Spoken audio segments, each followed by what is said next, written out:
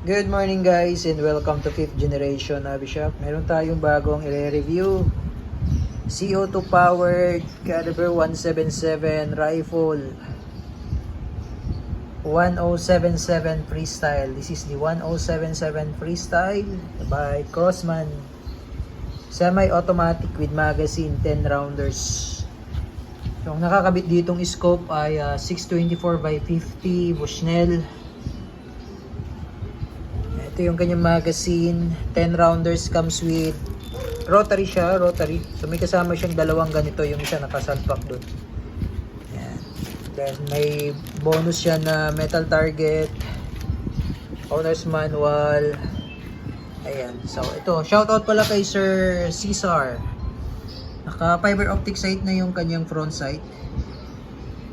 Then yung rear sight naman adjustable yan, elevation. Nakakabit na yung kanyang scope, naka-zero na po yan within 15 yards. Yan, meron tong illuminator, may green and green tsaka red. Mamaya papakita natin. Yan, Crossman 1077, so caliber 177.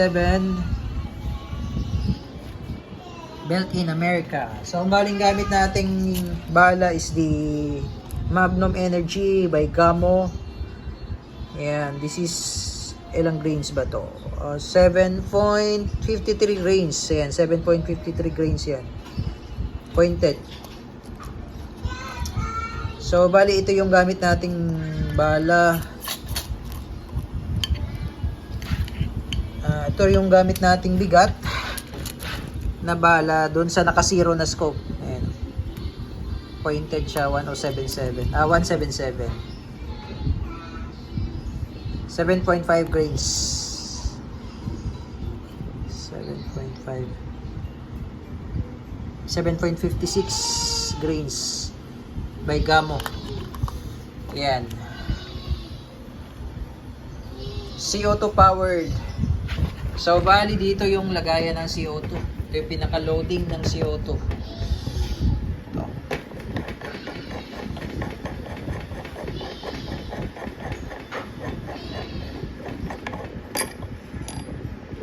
Yan. So, dito natin ilo-load yung CO2. Tapos, ito yung pinaka-pursing cup. Tapos, ito naman yung magazine niya. Ayan. Teka lang. Release ko lang. Ayan. So, sa pag-release ng magazine, itong dalawang magkabilaan na to, pupush mo lang yan. Ayan. So, ito yung isang rotary. Bali, dalawang rotary yan.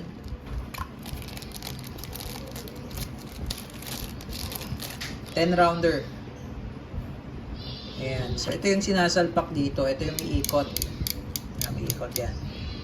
Ayan. So, ito naman, pag nagkabaliktad yung lagay, hindi siya papasok. Ayan. So, ang lagay niyan, ganyan. Ayan. Ito parang may gear. Sa likod yan. Sa likod yun parang may gear. Papasok mo siyang ganyan. Tapos, ito yung lock. Ayan o. Ito yung lock para hindi siya matanggal. Ayan. Ilalock mo siya. So, sa paglo-load ng bala, syempre ito yung likod. Ito yung harapan. Ayan. Ganyan. So, ganyan yung paglo-load. Ayan. So, makikita nyo naman kaagad kasi pag nagkabaliktad naman yan, halimbawa nagkabaliktad kayo ng pag-load dito sa kabila nyo ilo-load, medyo masikip din tsaka hindi siya papasok ko. So tandaan nyo lang yung merong gear na yan, yan yung may gear na yan sa likod yan, tapos ito yung pellets, yan yung pellets, ganyan, yan ang pag-load. So 8.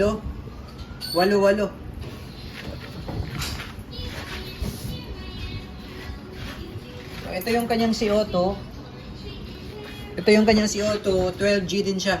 Cartridge, CO2 cartridge, 12G na walang thread.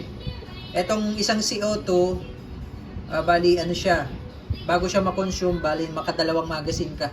So bali 24 rounder. 24 rounds kasi to. 24 to 30 rounds yung isang CO2.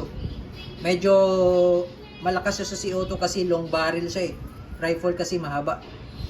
So itong isang CO2, good for 24 to 30 shots. Itong isang CO2. So, pwede na rin. So load tayo ng bala.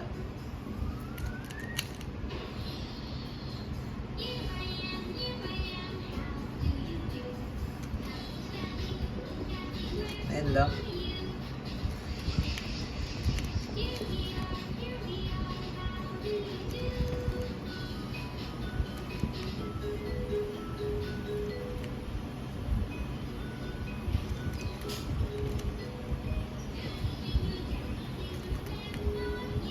Bali 8 po yan. Ayan. Ay 8. 10. 10 rounds. Tapos pasok mo lang siya dyan. Lock. Ayan. Tapos ito, pinaka CO2 niya. Papatakan lang natin ng oil. Yung dulo. Ayan. Papatakan mo lang ng oil yan. Pinaka dulo. And then load.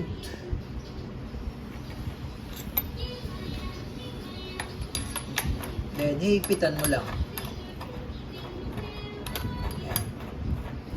So, gamit lang kamay. Kahit wag na po kayong gumamit ng tools. Kamay lang. Test, tamang higpit lang po.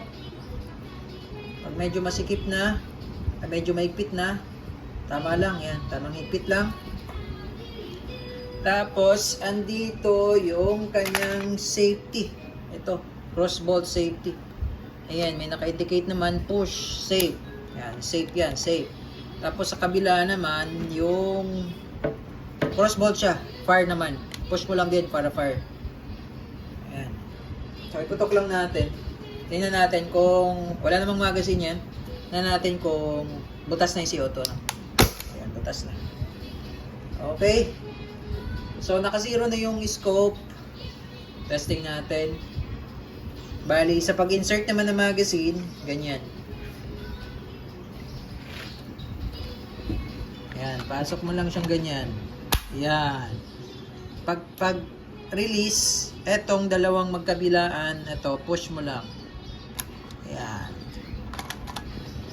Yan. Okay, so goods testing. Okay, testing 1077 freestyle, semi-automatic, CO2 powered.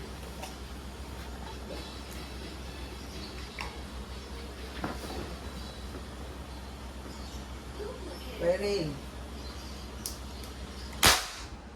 Oo, mababa.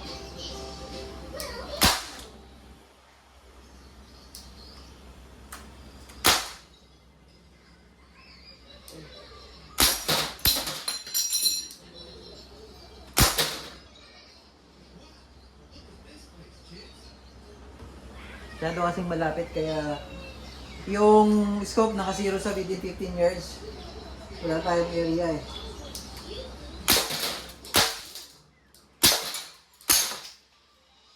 Yan. So semi-automatic, dire-diretso yan hanggang sa maubos yung 10 rounds.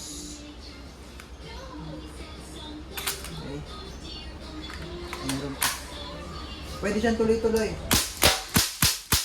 Yan. Semi-automatic. 1077 freestyle.